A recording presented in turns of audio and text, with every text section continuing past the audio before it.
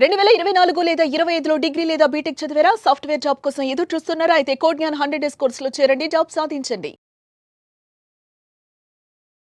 Welcome to Suman TV. Iran Israel మధ్య భీకరమైన దాడులు కొనసాగుతున్నాయి. ఈ నేపథ్యంలో ఇజ్రాయెల్ అమెరికాని బంకర్ బస్టర్ బాంబ్ కావాలని కోరినట్టుగా తెలుస్తోంది. మరి ఈ బంకర్ బాంబ్ అంటే ఏంటి? మనతో పాటు ఉన్నారు V V Rao garu, ex army officer. V V Rao garu, నమస్తే సార్. నమస్తే. ఓకే సార్, అమెరికాని బంకర్ బస్టర్ బాంబ్ ఇజ్రాయెల్ కోరినట్టుగా తెలుస్తోంది. అసలు ఫస్ట్ ఆఫ్ ఆల్ ఈ బంకర్ బస్టర్ బాంబ్ అంటే ఏంటి? జనరల్గా ఇప్పుడు మనం యుద్ధంలో స్మాల్ ఆర్మ్స్ అంటే రైఫిల్ లోంచి, పిస్టల్ లోంచి, కార్బైన్ లోంచి, మెషిన్ గన్స్ లోంచి ఫైర్ చేసేది కాకుండా ఆర్టిలరీ షెల్స్ లోంచి కూడా ఫైర్ చేస్తాం. ఈ ఆర్టిలరీ షెల్స్ లోంచి ఫైర్ చేసేటప్పుడు జనరల్ గా మనం ఇండియాలో కూడా బంకర్ పైన 2-3 అడుగులు మట్టి వేస్తాం. దానివల్ల ఏంటంటే ఆ బాంబు దాని మీద పడినా కానీ లోపల ఏం డ్యామేజ్ అవ్వకుండా. సో దీన్నే ఇప్పుడు మట్టి కాకుండా సిమెంట్ కూడా వేయచ్చు. కొన్ని సాలిడ్ బంకర్స్ లో సిమెంట్ కూడా ఉంటుంది. అలాగే ఇరాన్ ఏం చేసిందంటే వాళ్ళ న్యూక్లియర్ సెంట్రిఫ్యూజెస్ ఏవైతే ఉన్నాయో అంతకుముందు ఎప్పుడో ఇజ్రాయెల్ చేసిన అటాక్ ని గుర్తుపెట్టుకుని దాదాపు 80 మీటర్ల లోతు భూమిలోకి వెళ్ళి అక్కడ వాళ్ళు ఫ్యాక్టరీ పెట్టుకున్నారు, centrifuges factories, especially 2 prominent locations. వాటిని డిస్ట్రాయ్ చేయగలిగే కెపాసిటీ ప్రస్తుతానికి ఇజ్రాయెల్ లేదు. ఎందుకంటే ఇజ్రాయెల్ ఫైర్ చేసే మిసైల్స్ కానీ, రాకెట్స్ కానీ, వేరే బాంబులు కానీ 80 మీటర్ల లోతు వెళ్ళి డిస్ట్రక్షన్ చేయగలిగే కెపాసిటీ లేదు వాటి. కేవలం ఇది ప్రపంచంలో ఇద్దరి దగ్గరే ఉంది ఈ టెక్నాలజీ. ఒకటి అమెరికా, ఒకటి రష్యా. అమెరికాలోది GBU-57 అంటారు. ఇది దాదాపు 14 టన్స్ బరువు ఉంటుందండి, కొంచెం తక్కువగా 14 టన్స్ ఉంటుంది బరువు. అంటే ఏంటంటే దాన్ని ఫైర్ డెలివరీ మెకానిజం కూడా 13 టన్నులు ఎత్తగలిగే సామర్థ్యం ఉండాలి. ఇది అమెరికాలో కేవలం B2 bomber, strategic stealth bomber ఒకటి ఉంది. అది కేవలం 2 ఎట్ ఏ టైం 2 మాత్రమే క్యారీ చేయగలదు. దీనిలో ఈ బాంబు మెకానిజం ఎలా ఉంటుందంటే మనం బోర్వెల్ తవ్వుతున్నప్పుడు కింద స్టార్టింగ్ లో పెద్ద హార్డ్ అండ్ టిప్ ఉంటుంది. ఆ టిప్ లాంటిది ఈ బాంబులో కూడా అమర్స్తారు.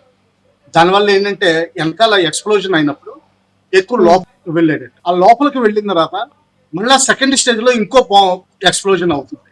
దానివల్ల ఇంకా మళ్ళా లోపలికి వెళ్తుంది. దాని తర్వాత కావాలంటే మళ్ళా థర్డ్ ఎక్స్ప్లోజన్ కూడా పెట్టే విధానం ఉంటుంది. ఆ థర్డ్ ఎక్స్ప్లోజన్ పెట్టినప్పుడు ఇంకా బాగా డెప్త్ వెళ్తుంది. ఈ టెక్నాలజీ ప్రస్తుతానికి ఇజ్రాయెల్ దగ్గర లేదు. అంటే నార్మల్ కొన్ని బంకర్స్ ని పెనిట్రేట్ చేయగలిగే వీళ్ళ దగ్గర బాంబ్స్ ఉన్నాయి, కానీ ఇంత డీప్ గా అంటే 85 మీటర్స్ అంటే దాదాపు మీకు 250 అడుగులు పైన వెళ్ళాల్సి ఉంటుంది. అందుకే కేవలం G57 బాంబ్స్ కి ఆ టెక్నాలజీ ఉంది. అంటే ఏంటంటే దీనివల్ల ఒక ఇంప్లికేషన్ కూడా ఉంది. ఇజ్రాయెల్ ఫైర్ చేయలేదు. దీనికి అమెరికన్ స్టెల్త్ బాంబర్స్ కావాలి, అమెరికన్ పైలట్స్ కావాల్సి ఉంటుంది, అమెరికన్ బాంబ్స్ కావాల్సి ఉంటుంది. ఎస్పెషల్లీ ఫార్తో అండ్ ఇంకొక దాని పక్కనే ఇంకా టెహరాన్కి నార్త్ వెస్ట్ లో ఉన్న ఒక రియాక్టర్. ఈ 2 రియాక్టర్స్ దగ్గర 85 మీటర్ల లోతు ఉండడంతో, కొండల్లోకి మలచడంతో ఈ బాంబులు వాడే అవకాశం ఉంది, వాడాల్సి వస్తుంది ఒకవేళ డిస్ట్రక్షన్ చేయాలి. ఈ బంకర్ బస్టర్ బాంబ్ అనేది 13,000 కేజీలు ఉంటుందని తెలుస్తోంది. ఒకవేళ ఈ బంకర్ బస్టర్ బాంబ్ ని ప్రయోగిస్తే గనక అది ఎన్ని కిలోమీటర్స్ వరకు ఉంటుంది? నష్ట తీవ్రత ఎలా ఉంటుంది? నష్టం వైడ్ ఏరియా అవదండి, లోపలికి ఇదే డీప్ పెనిట్రేషన్, దాని ఆ బోరింగ్ వెల్ అయినట్టు లోపలికి వెళ్ళిపోతుంది.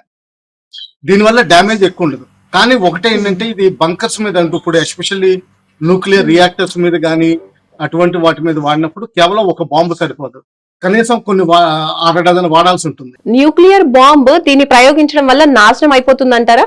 న్యూక్లియర్ బాంబు నాశనం అవుతుంది, దీనివల్ల నాశనం అవుతుంది. ఎందుకంటే న్యూక్లియర్ బాంబు పేల్చే, దానికి స్టోర్ చేసే విధానం వేరు, దాన్ని పేల్చే విధానం వేరు. దానికి మామూలు ఇగ్నిషన్ వల్ల అది పేలదు, కాలినా కానీ అది డ్యామేజ్ అవ్వదు. కేవలం సెంట్రిఫ్యూజెస్ ఏదైతే యురేనియం రిఫైన్ చేసి కనీసం 60-70% రిఫైనరీ ప్రాసెస్ తీసుకొస్తుందో అది మాత్రం డ్యామేజ్ అవుతాయి. అండ్ ఈ బంకర్ బస్టర్ బాంబ్ ని అసలు ఎలా ప్రయోగిస్తారు? మామూలుగా మిసైల్ లా కూడా వాడచ్చు, కానీ అప్పుడు రేంజ్ ఎక్కువ ఉండదండి. ఎందుకంటే దీని హెవీ వెయిట్ వల్ల రేంజ్ ఎక్కువ రాదు. అందుకని జనరల్ గా విమానాలకి వింగ్స్ కింద మామూలు బిగించి ఆ విమానాలు పంపిస్తారు.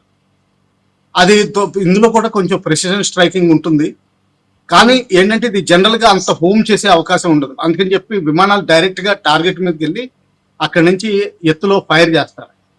అది ఫైర్ చేసినప్పుడు ఒక యాంగిల్లో వెళ్ళినా కానీ దాని మీద బంకర్ మీద పడి స్ట్రైట్ అయ్యి అప్పుడు డీప్ పెనట్రేషన్ చేస్తుంది. ఇది GBU 57 అన్న ఈ మోడల్ ప్రూవెన్ టెక్నాలజీ తోటి దాదాపు 200 అడుగులు అంటే 66 to 67 మీటర్స్ పెనట్రేట్ చేయగలదు. ఇది అంతకుముందు ప్రూవ్ అయింది కూడా.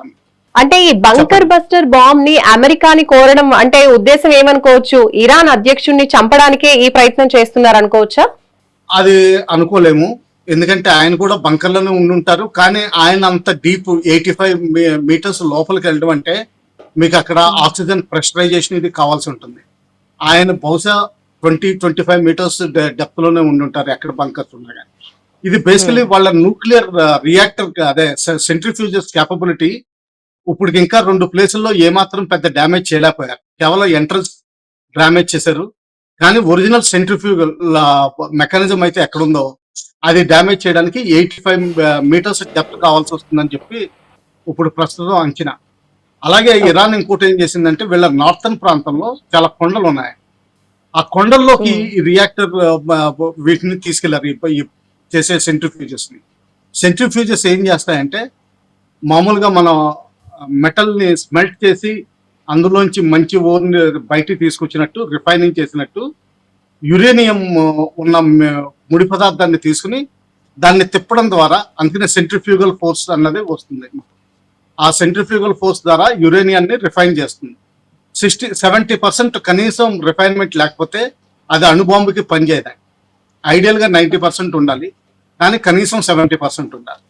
సో ఇప్పుడు ఇజ్రాయెల్ అడిగినట్టుగా అమెరికా బంకర్ బస్టర్ బాంబు ఇస్తుందంటారా? అసలు ఇరాన్ అండ్ ఇజ్రాయెల్ మధ్యన యుద్ధం కొనసాగే అవకాశం ఉందా, లేదంటే అమెరికా ప్రమేయం వల్ల ఆగిపోయే పరిస్థితులు ఏమైనా ఉన్నాయా? ప్రస్తుతానికి ఈ రోజు మార్నింగ్ న్యూస్ ప్రకారం ఇంకా వాళ్ళు వార్నింగ్ ఇచ్చి ఆయోతల్లాని మేము రక్షిస్తున్నాం, మీరు ఎక్కడున్నారో మాకు తెలుసును, మిమ్మల్ని అసాసినేట్ చేయడం మాకు పెద్ద కష్టమేం కాదు, మాకు చాలా ఈజీ, అన్ని ప్లాన్స్ ఉన్నాయి అని భయపెట్టి ఎలాగోలాని వాళ్ళ చేత అగ్రిమెంట్ తీసుకోవాలని చూస్తున్నారు.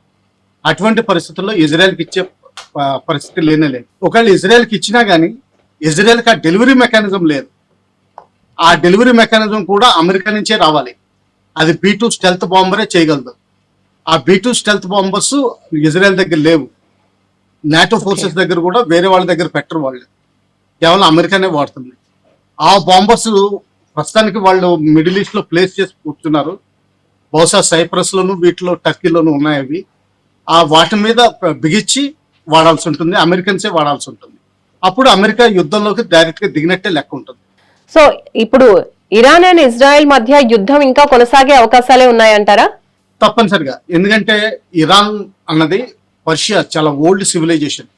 ఓల్డ్ సివిలైజేషన్స్ ఏంటంటే నేషనలిస్టిక్ యాటిట్యూడ్ ఎక్కువ ఉంటుంది. లోపల ఎన్ని విభేదాలు ఉన్నా కానీ బయట వాళ్ళకి మాత్రం ఒక యూనిఫైడ్ ఫ్రంట్ పెట్టగలుగుతారు.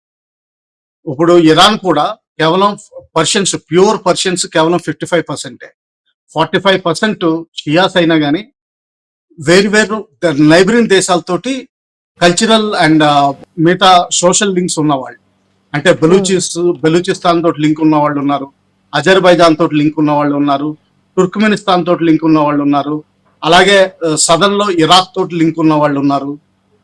ఇలాగా 7, 6, 8 దేశాలతోటి లింక్ ఉన్న వాళ్ళు ఉన్నారు. కానీ వాళ్ళు యునైటెడ్ ఫ్రంట్ పెడతారు, వాళ్ళకి ఇది తీవ్రంగా రెసిస్ట్ చేస్తారు. కానీ వాళ్ళకి combined might of USA and Israel combined might కి లొంగిపోక తప్పదు. కానీ వాళ్ళు, నేను అనుకోవడం ఏంటంటే ఓల్డ్ సివిలైజేషన్ కాబట్టి చాలా దీర్ఘమైన పోరాటం చేయాలని చూస్తారు. Right, thank you sir. Bunker buster bomb గురించి తెలియజేసినందుకు థ్యాంక్ యూ.